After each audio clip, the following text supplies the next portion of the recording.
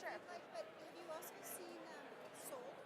Yeah. Sold? Yeah. So the director is on our board. She was one of the founders, Very cool. Jane. So I could connect you We to her do. very easily. The bulk of our work on migration or migration and slavery is in relation to, trafficking and slavery is in relation to migration. Yes. So I do a significant amount of work, particularly in the Mediterranean right now, which is my core focus area, partly because I'm Libyan and also because that's just the region of which I have the most expertise. But what we have found to be interesting, and I say it, is the complete, not necessarily ignorance, but almost abdication of responsibility people feel in the US and Canada and Europe about trafficking and slavery in their own countries.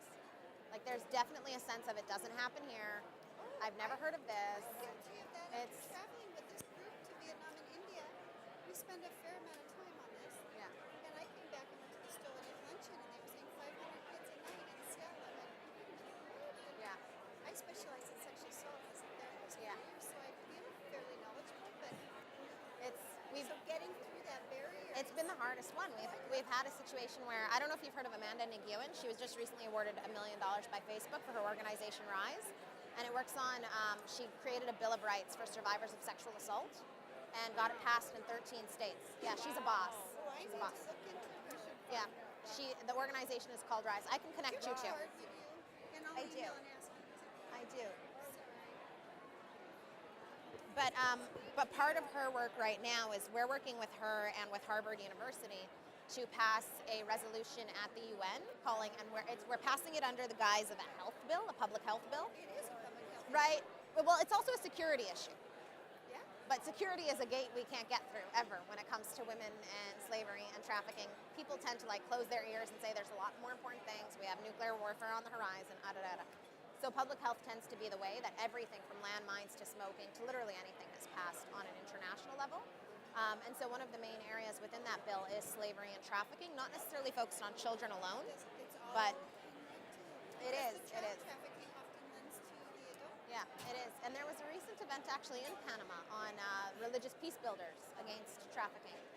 Wow. Where if Were you, you there doing that? She was just in Panama. I hadn't heard of it. yeah, it was about 2 to 3 months ago. It was. Let me find the And name by for any you. chance, did you meet Stanley Moda or Linky Moda at the time you were there? Those are the people I know in Panama No. that are quite involved in their town. No, but I'll get the name for you because it's all the main religious leaders, and it's the first interagency network or interreligious network where the Vatican has taken it on head on. So my co-founder at the Omnis is one of the advisors.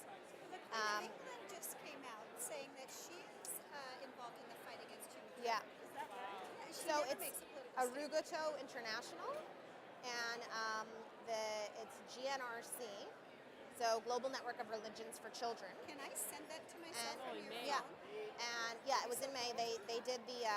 Sorry, when I say recently, my brain is not very good with time. She's heading to 4 countries just tomorrow over the next 5 days. But it's so it had all these different golden and violence against children, UNICEF, Yeah. World Vision. Very, very heavy religious influencers shaped it. You feel free to send it to yourself. That would be the easiest way to do this because I'm always looking for information. Here, let me. And I'll just put my cell phone number in there. Can I text it or should I email? I'll email You can email it because it has attachments. Okay. And here, let me just take that off. Anything specific. I'm sorry to No, don't worry about commandeer it. your phone. Feel free. So are you going to be talking about some of this? I am going to be reflecting on some of it, but they've asked me to focus predominantly on leadership. And so I will be reflecting on how we have defined leadership to be very, men in the suit, corner office, president, without recognizing that a lot of the leadership is done on the ground by organizations that are tackling sensitive issues and taboo issues. And that's how real social advancement happens. I think that works. Perfect.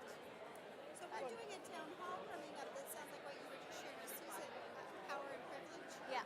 Because the trafficked tend to be the marginalized Always. children, and the buyers tend to be the white collar. And our new recent statistics, not new, last year, statistics, the number one time of day to buy a child for sex is 2 o'clock in the afternoon Yep. from your work From your computer. office, I know. It's incredible. No, it's incredible. And what makes it, I think, drastically, in my view at least, Yeah, we better go. I'm sorry. I love Such that a you- pleasure. What a pleasure. Such a I pleasure love it meeting. too. Such a pleasure meeting you. Very, very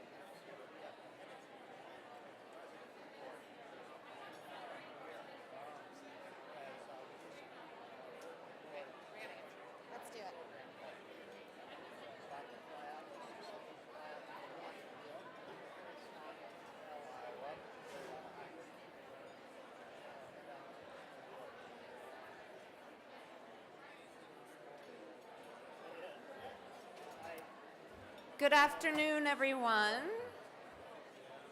I know a few people are still finding their seats, but we're going to get started so we have enough time for the conversation. Can everyone hear me okay in the back? Okay, great. Well, welcome everyone, and welcome to those that have just joined us today for our lunch. I did want to announce that we have just broke the record for the highest number in attendance for any Global Washington Conference, over 400. So thank you for being part of that. So great. And before we get started, I also really want to thank and recognize my board members and the host committee for the conference and the planning committee for the conference. If you're a board member, host committee, or planning committee, please stand. You might even be getting food still, but please stand. Thank you so much.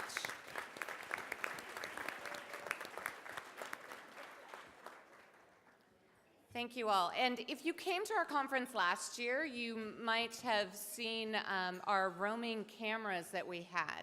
We were actually compiling a video for Global Washington, and I'm very happy to say that that video is done. And so I want you to see it today to really find out what Global Washington is all about.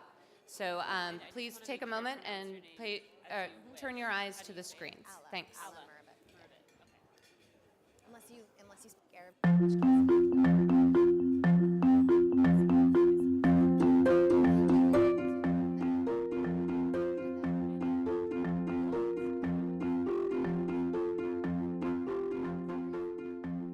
I think one of the things that's unique about Washington State is we have so many of the right elements that really help us think holistically. We've got great academics, we've got great nonprofits, we've got great private sector partners that work at the global scale. We've got an economy that's very aware of the world around us. We have a population that's very in tune with what's happening around the world. There is a sense of community here. The people care about each other, and they also care about the broader world.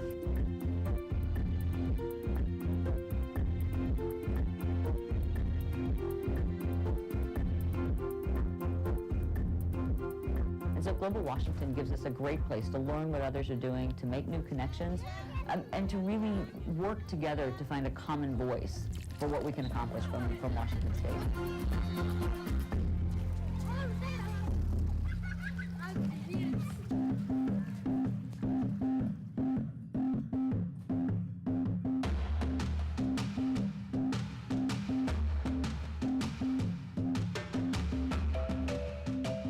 We've seen this transition from kind of traditional check writing philanthropy to investing in real partnerships.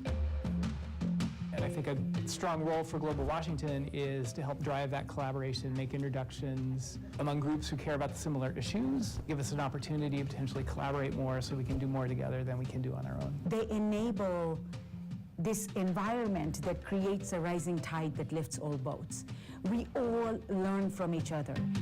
It's very hard to solve systemic-wide problems with a too narrow focus, and yet NGOs tend to focus on their particular issue. Resources are such that we can't be looking at solving just an agriculture problem, or just a health problem, or a financial services problem. We need to be looking at cross-cutting solutions. And so finding a community like this where we can build the kind of linkages that we need to address more parts of a picture is really critical. Organizations like Global Washington bring together a lot of different types of organizations that are all based here locally in our backyard. We want to build their capacity, so through a network we can help support their work and what they do. We're going to see deeper collaborations between civil society and companies. I anticipate that a lot of NGOs are going to feel locked out by the government and are going to turn to companies as their next best allies or partners. And so Global Washington being that connector of everybody working globally in Washington State means that you get to make some connections that we don't always make when we stay focused just on the health system or health services. It's also the exchange of ideas that happen and the exchange of things that people are doing that are all a part of this humanitarian puzzle. and the development puzzle that need to come together in really strong ways for greater impact. There aren't very many places where people like me who have this passion for international development and global development can come together in one place and discuss, what are you doing? I love it. I love Global Washington. I'm sold on them.